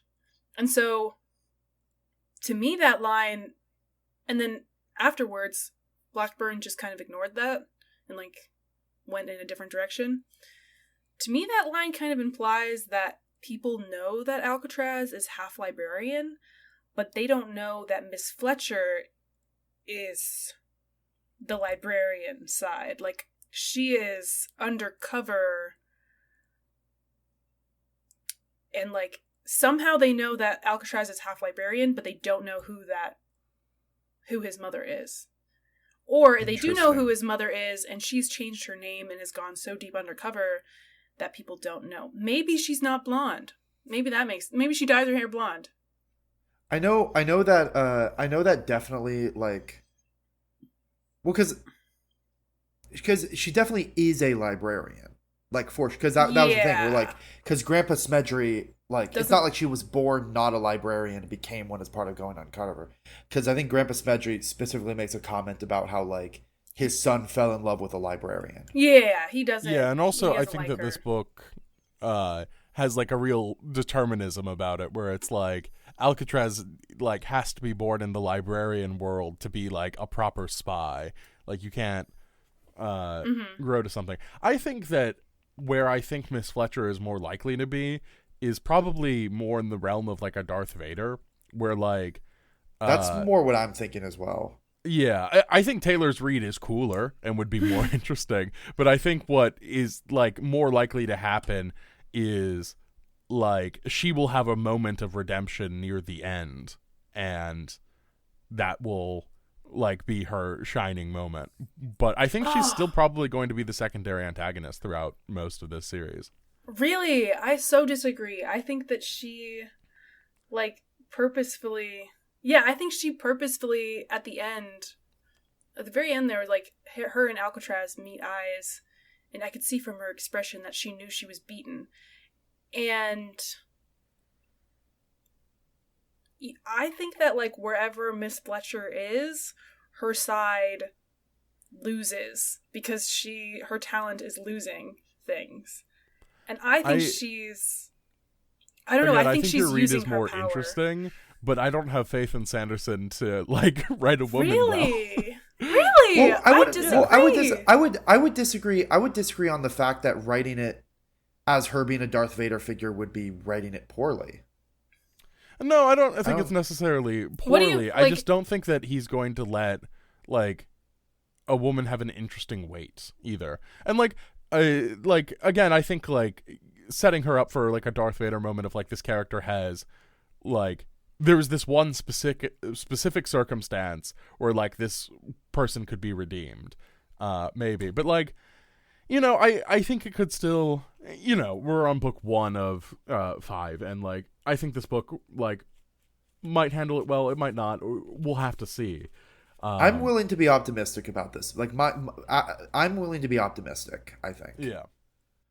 Like because I think either her being on their side the whole time, if anything, being on their side the whole time to me would be like less interesting, because I see it more as like a internal struggle of, you know, the whole thing is librarians are doing their thing because they think they want order and structure to the world. Who would be more driven to be on the side of a group wanting order and structure like that magic doesn't provide than a person who magically keeps losing things in her life? Yeah. That's fair. That is pretty interesting.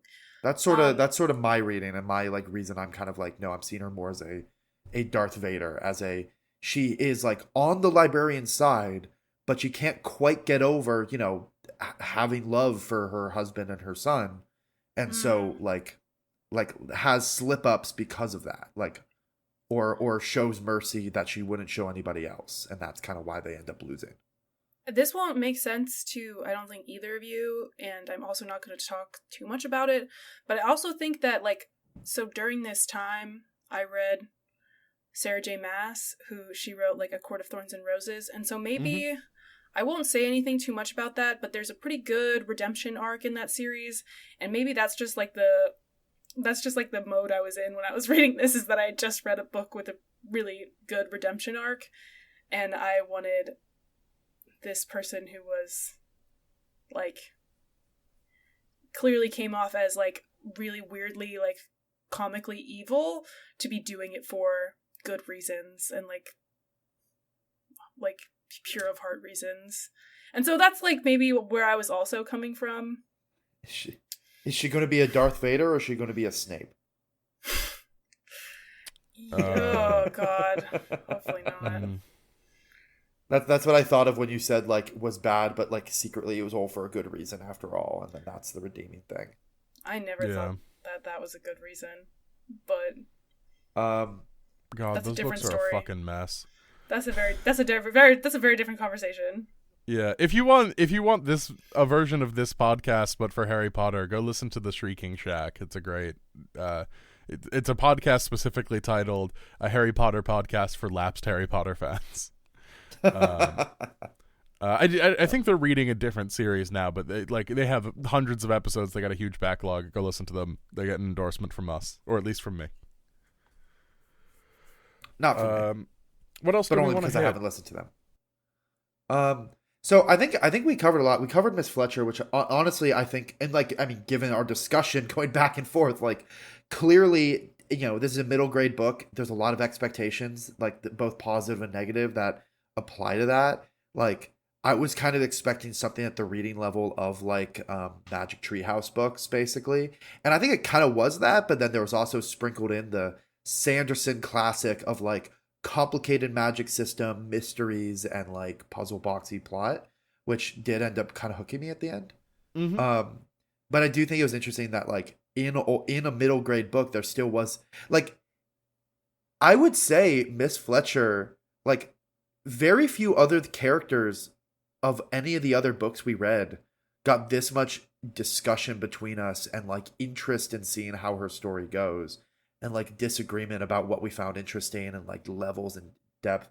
So it is interesting that that came out of like the middle grade book we read between two Mistborn novels. Yeah. I think a lot of that has to do with the fact that a lot of what Sanderson writes are like very archetypical characters. Like I would say between all the books that we've read, there's maybe like 2 or 3 like 3-dimensional characters who have like motivations outside of like an archetype, like Sazed. And even then you could probably make a case for Sazed being an archetype. But like, and apart from Sazed, I'm struggling to come up with like a character who isn't archetypical. I mean, like everyone who's a member of the crew is like very archetypical. Even Kelsier, like, it's revealed that he has more complex motivations, but like Kelsier is the dashing thief throughout most of the book. Vin, I'd say, at least comes close. Like, yeah, like she does have like character arc, and thinks things she doesn't say, which affect her actions. Mm-hmm. That to me, I mean, you two are the ones more educated on me than this, but that's to me was always like the criteria for what a 3-dimensional character means. Is do they think something they don't say? Was part kind of it. I mean, like, was kind of what I. It's more nebulous. Yeah, I was gonna say that Brandon Sanderson really likes children with attachment issues, because both Finn and Alcatraz have similar arcs where they're like, no one loves me. Oh my gosh, people love me. Oh my god, am I right for them? I'm just going to hurt them and push them away. Yeah, I'm just going to hurt them and push them away. Oh, wait, they do actually care about me. Also, I know we've already mentioned her, but I'm just flipping through the book right now and like seeing if I want to hit any other notes. But Haley Lazoe, really, like, all the art, like, fucking slams. Oh, the art's good. Yeah, the art is really charming in a lot of ways. There's a particular section where they've just sort of entered the library, and there's just a random skeleton on this page for the art. Yeah, I'll try and put this in the show notes. I drew an arrow to that, and I said, "Oh, that's probably a grad student." Yeah, let me just read the. What was it? There was a line about librarian apprentices will spend months trying to, like, their task is to find one book intentionally put out of place. Yeah, and that's like a month, and that's like a month-long task. Yeah, that's my well, classes. No, the full joke is some of them spend years like trying to find it, and will often go insane in the progress. Those who go insane first are usually promoted quickest.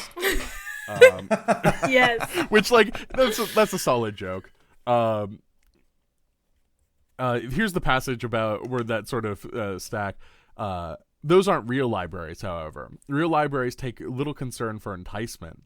You who have visited the basement stacks of a university's philosophy section know what I'm talking about. In such places, the shelves get squeezed together closer and closer, and they reach higher and higher.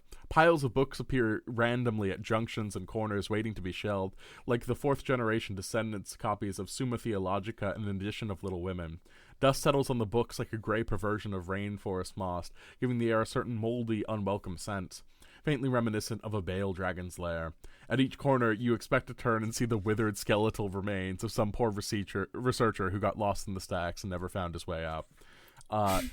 That passage right there is the best bit of prose we have read from Brandon Sanderson. That's so real. So true. There's metaphor. I wish there was more of it. There's imagery. So proud of him. We do get a section of prose later where it's like, maybe the reason that Brandon Sanderson does not write prose is, like, he's not very good at it. Like, I do think that, like, that's unfair, because most of the time the reason he doesn't write prose is, like, what he says of, like, he prefers this other style. But there was one section where, like, they're talking about, like, the darkness of the dark oculator. I'm like, this is bad. This is very bad. Yeah, that's fair. That Like, is that the one dark where you is were an like, unlit street. And it's like, just, okay. all right. Unlit street where you know someone else is there. Something So like that. he critiques in one of his things. He was like, "Be wary of books with shiny round awards on them. They're so boring." Does any of his books have shiny round awards on them? Oh, wait, I don't actually know that. I don't think any of them have, like, what we would expect of, like, children's awards. He has 2 Hugo Awards. And that seems to be it. He also has a Goodreads Choice Award, but, you know, like, that doesn't really mean anything. That's a People's Choice Award. I guess the Hugo Award You doesn't can't really trust the mean people. anything for that same reason, because that's just, like, anyone can be a Hugo voter. We could all be Hugo voters if we wanted to. We just have to pay $50. Well, I mean, that's still a sticker on the cover, right? I think Usually. so. Let's see, actually. Okay. Quick. I will pull up a copy of The Emperor's Soul, because that's what won the Hugo. Well, I love that he insults books like that, because I was like, oh my gosh, I'm so excited to get to a book that has a sticker on it. There's a lot of disdain for the classics here, which I think, like, is mostly tongue-in-cheek. There's a lot of this where it's like there's one joke in here that got to me as well, that was you've decided to give up on this book and read a book where both a mom kills a dog or something like that. It's like some sort of classic literary fiction thing, and I was like, all right. No, when I was a kid, I absolutely hated pretty much anything that was assigned to me to read, and so, like, I definitely would have related pretty hard to that when I was in 5th grade or 6th grade if I read this now.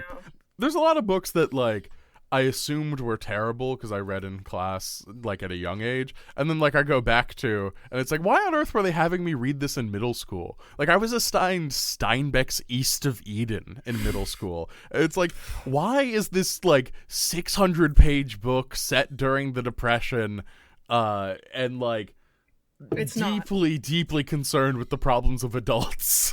I remember it's not Tale of appropriate Two- for. I read Tale of Two Cities in 8th grade. That was I can see that one, but, like, it's weird. It was very much like I think I did end up liking it, but I only liked it after the teacher explained what was happening. I was like, oh wait, that's actually really cool. And I didn't pick up on any of that when reading. There's a joke in this book in chapter 14 where he's making a joke about stopping the narrative, and he was like, one time I did that in a chapter 14 and I regret it to this day. And I knew like half that it was because he was talking about that narrative, but I immediately jumped up and went to my Mistborn books and looked for what was happening in chapter 14 there, and if there was any sort of, like, stop. And guess what chapter 14 is in Mistborn?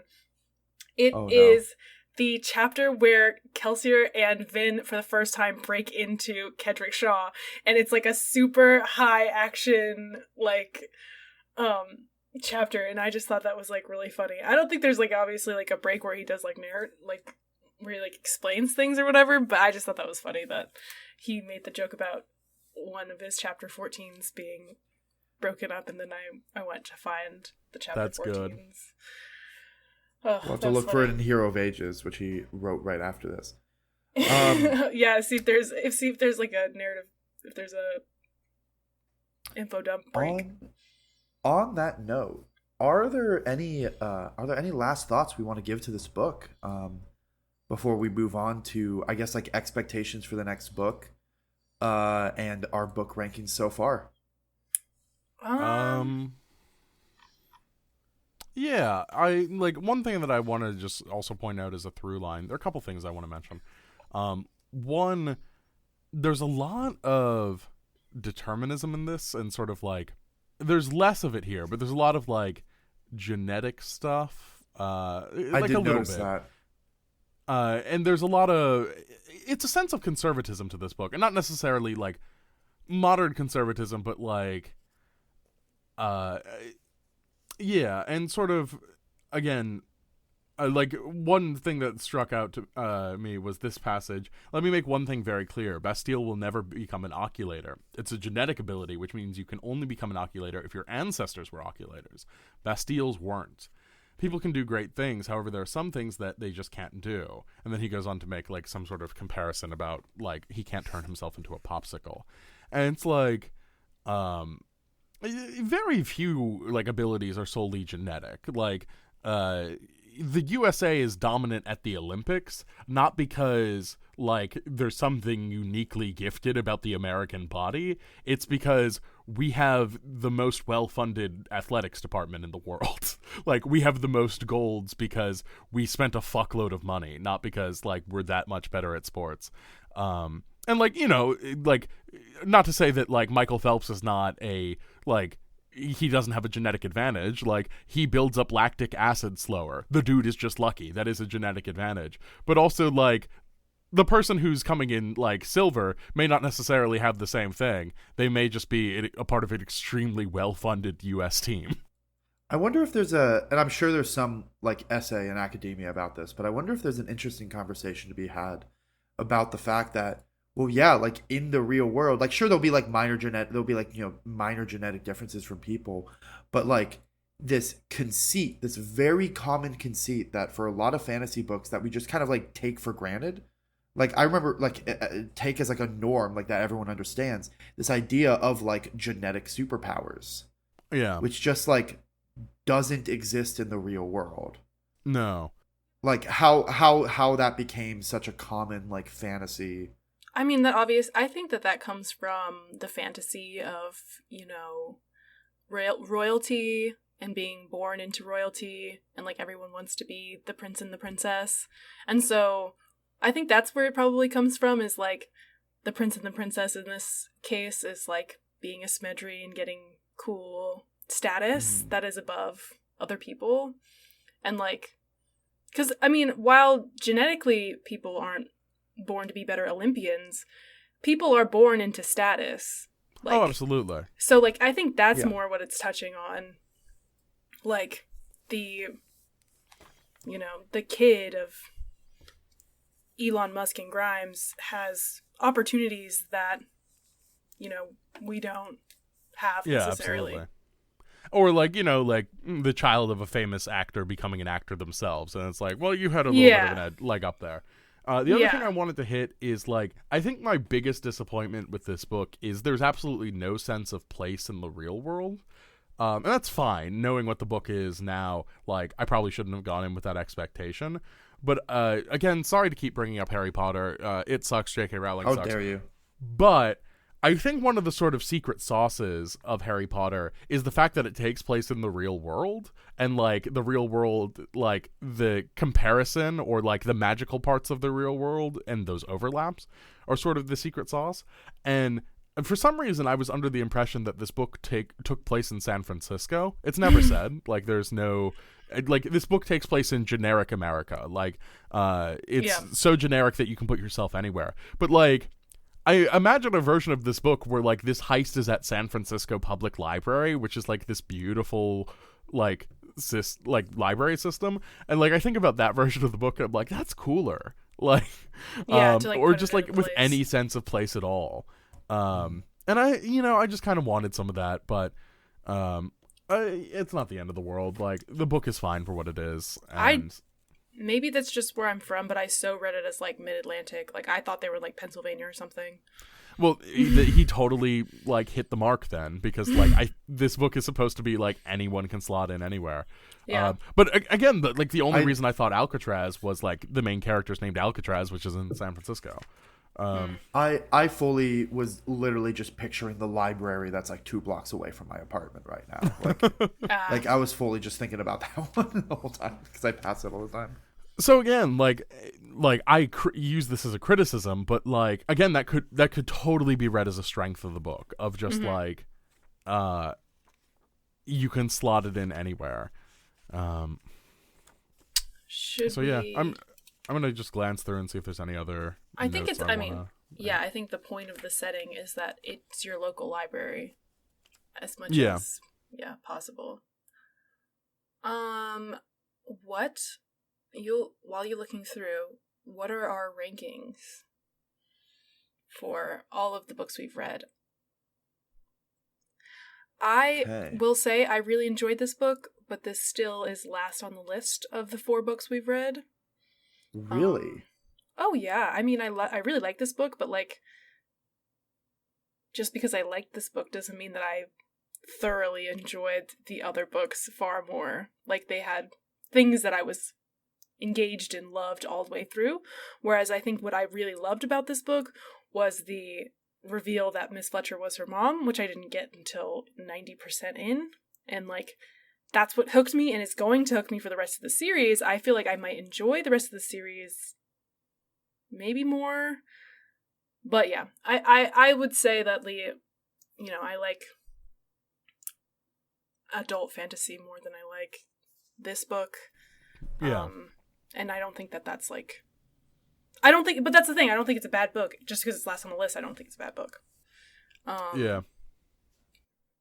Or like, I don't mind ranking books like my order, but I don't like rating books, like giving it stars or giving it like tiers.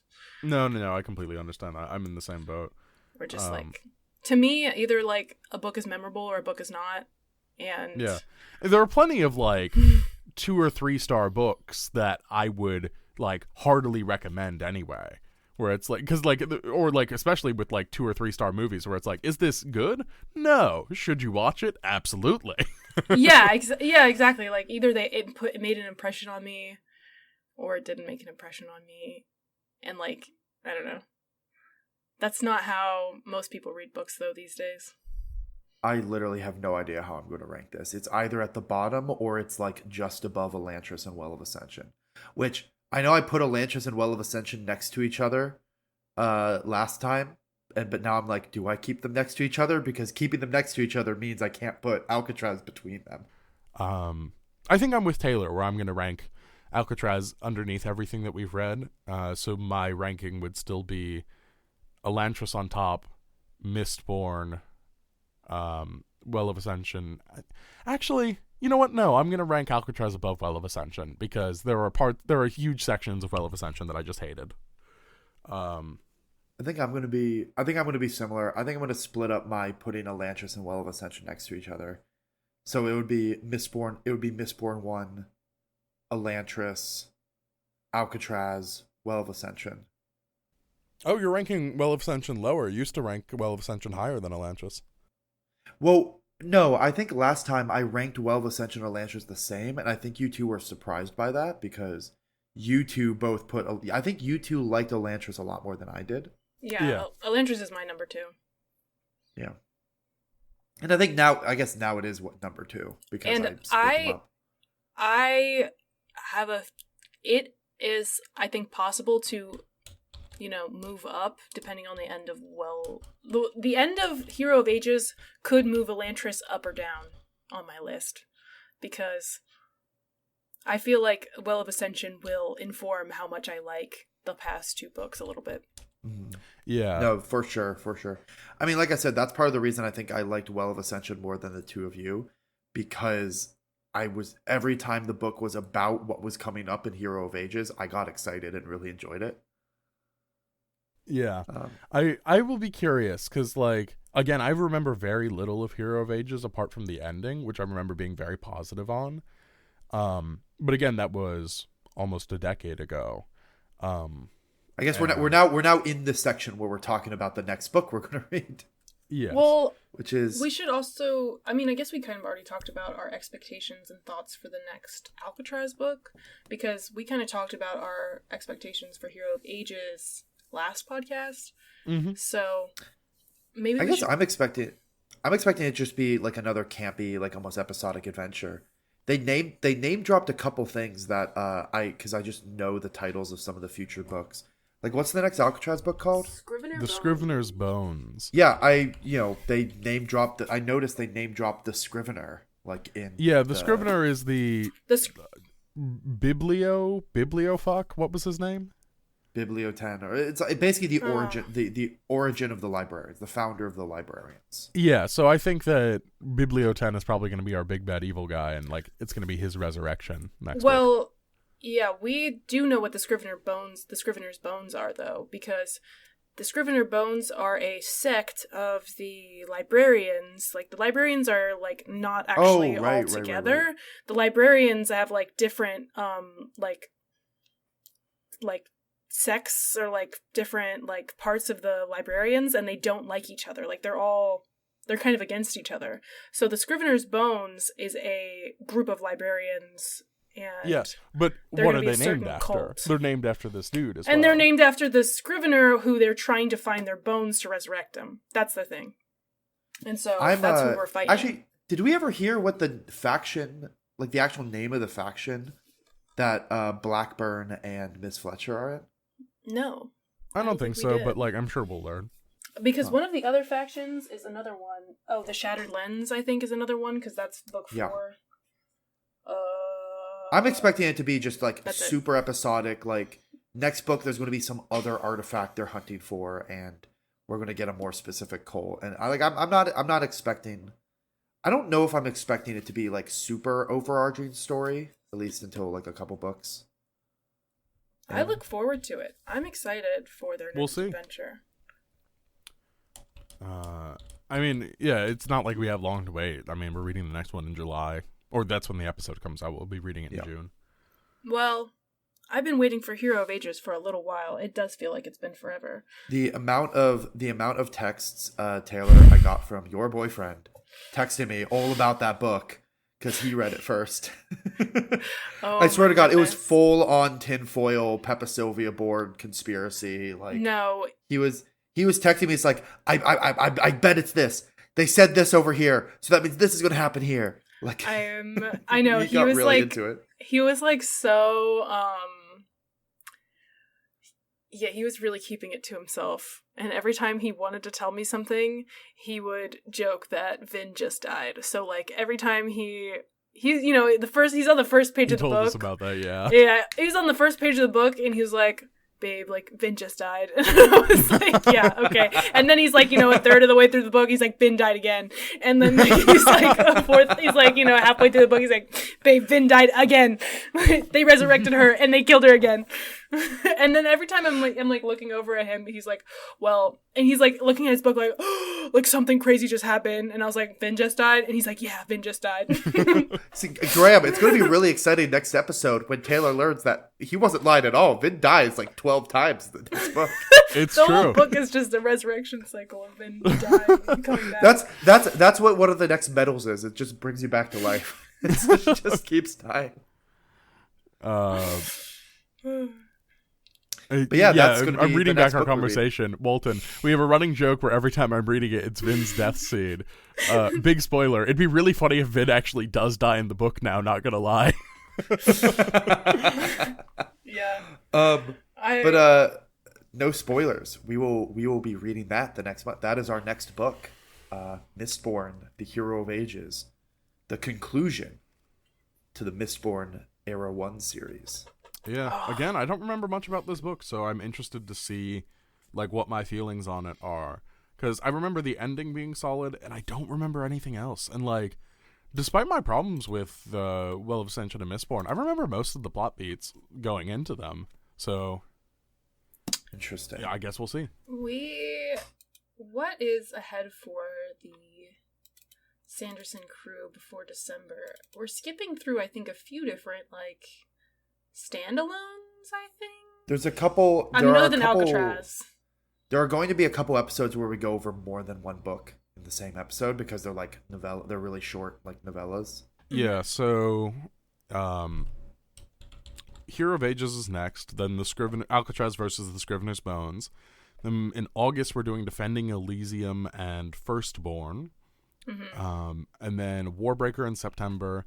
Alcatraz versus the Knights of Crystalia in October, The Gathering Storm, the first of the Wheel of Time in November, and The Way of Kings in December.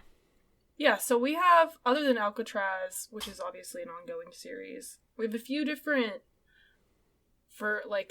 it's my understanding Warbreaker is a standalone, yes? Yeah. It's part of the Cosmere, but it's not part of a series. It's like Elantris. Yeah, so, yeah, we have a few different kind of standalone. I would call Gathering Storm. I mean, it's not standalone, but it's kind of like a weirder... I guess that's the beginning of a series. I take that back. Of his part of a series. Obviously, it's like book 9 or something of another series. Yes. Speaking of, I'm probably going to make this a more official segment as we get further into it. I have officially read half of one book of The Wheel of Time. So proud. As you may have heard in our Will We Read The Wheel of Time bonus episode, I am going to be reading all 14 of the Wheel of Time books. Taylor is going to be reading only the ones that Sanderson wrote. I am undecided. Jack is undecided. Really I have read parts of The Eye of the World. It's not what I want out of a book, but also I don't hate it as much as I was expecting to. Well, but just, I mean, can you not just do the audiobook if it's like really... Oh, no, I am. Okay. Like, I'm using audiobooks from the library, but it's one of those things where it's like, boy, Robert Jordan always used 100 words when 2 would do. What a guy. Yeah. Anyway, I have to get going soon, so we should close this out. My love to you both. Thank you for getting up early to do this. So yeah, shout out to Jack for... It's 1:30 a.m. I haven't seen the sun in 24 hours. You are I'm running out of... the first thing I'm doing once we stop recording is starting another pot of coffee. Like that is step 1 once we stop recording. My step 1 is figuring out whatever that hole in the ceiling is going on. Okay. Patching that up. No, I was joking. It was about the bunker. Part of the bit. Oh, yeah. Part of the bunker that we're in right Graham, now. keep up with the lore. We're in a bunker right now. Sure. Navajo Desert. Sure. I'm going to investigate the mysterious stomping that's going on above us. I'm going to resolve the weird homoerotic tension going on with me and the prison guard. Okay. All right. I love you both. Thank you for recording this with me. Thank you for listening. Recording. Graham is going to die the moment we stop recording. It's true. I thought you were going to a birthday. Fuck. Be safe. I will. All right. Bye, folks. Thanks for listening. I'm going to stop Bye. recording now. Bye-bye. A Grain of Sanderson is created by Graham Gilman, Taylor Lane, and Jack McLaughlin. I edit and produce the show. Our logo is by our very talented friend, Ven Busby. Our theme music is Goodnight Kiss by Too Mellow off the album Midnight Broadcasts. You can find their work at twomellow.net, that's the number 2, MELLO, and Too Mellow Makes at bandcamp.com. Thank you so much for listening. 270. Very short for Brandon Sanderson. It could be shorter. But it would strip all the character away. I get the feeling Taylor liked this book then. Oh, this got me to keep reading. Okay, I immediately also want to tell you guys that, like, when I was finished with this book, oh look, I even took tabs for this book. But this book only had 5 tabs because I was like, that's a silly. And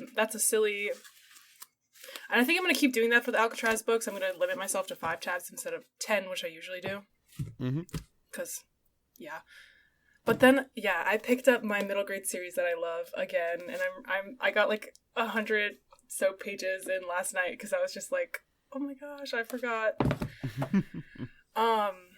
The book that I'm reading is the Wings of Fire series, and it is basically just this society of dragons, and it's honestly really good. Like, reading Sanderson's middle grade and then reading this made me realize how, like, you can do middle grade in very different ways. This I would like, it kind of has like the like Okay, I never read like the Warrior Cats really, but it has like the Warrior Cats thing where every character is not human, so there can be like murder and like sabotage and like like a lot of death and like it's a very like epic. It's like an epic middle grade series that's actually really good. So Fun. if you're looking for something fun to breeze through, I would recommend the Wings of Fire series. I've not read the most recent ones. They go in books of 5. Mm-hmm. But I've read the first 10, which is like the first 2 series.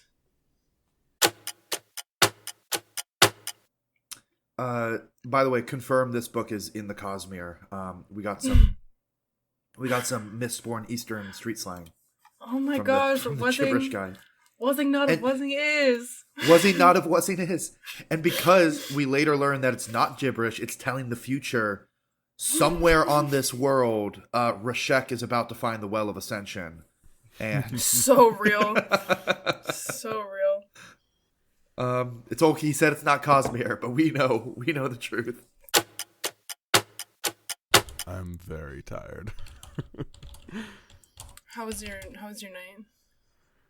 Not bad, but you know, after getting back from the club, I went to bed at like 4. So 4? yeah. I thought I was rough because I got to sleep at 1:30. Mm-hmm. Which, to be fair, I wasn't expecting to. Terraforming Mars is a game that goes longer than you expect it to go. Yes, it does. Good game. Really enjoy it.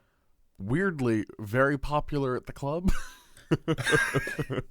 Were we at the same place, Graham? Last time? I don't think so. I was reading Words of Brandon, and apparently the entire idea for this book literally just started with Brandon being like, wouldn't it be fucked up if someone was named Alcatraz? And then that was apparently the inciting thought for this book series.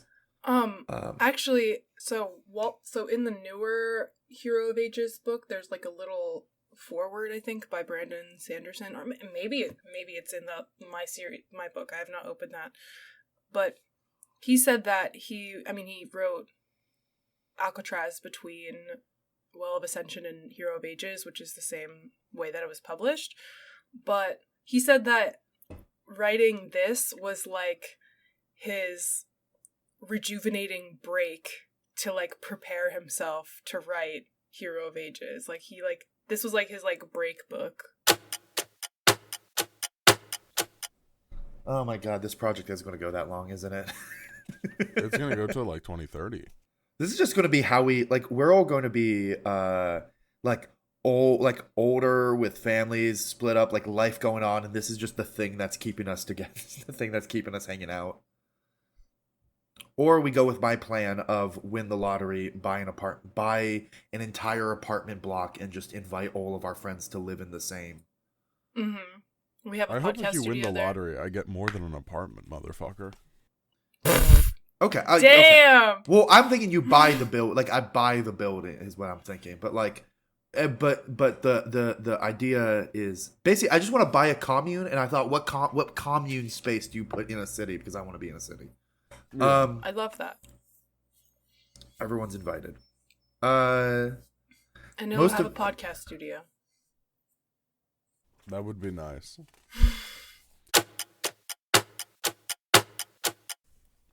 I've decided to improve the podcast quality. I will talk in a lower register the whole time. I want our listeners to know how much of a masculine icon I am and be inspired and know that even men can read. Oh wait, did Jack tell you what I'm doing next week? No. Oh, no, not yet. Well, this is a funny thing to talk about. So, I went and saw, about 2 weeks ago, a movie called The People's Joker, which is a retelling of the Joker's origin story as a trans coming-of-age film. Cool. It fucking ruled. It's my favorite movie I've seen in like 5 years. It's really good. And I told Jack, you should go see it in Milwaukee, because, you know, that's only about 90 minutes away from you. And Jack was like, I have no gay friends to see it with in Madison. So I was like, I liked this movie so much I would go see it with you in Wisconsin. And I made that joke. And then I checked the prices. And I can actually get there for about $150 round trip. Graham, you are literally our marks. Every time you do anything, I'm like... No, Graham, you should tell her like more of the marks. specifics. Like when are you getting in and when are you leaving for like a trip to... So my trip is going to be for a long time. I get in Wednesday at 11 p.m. and I leave Friday at 7 a.m.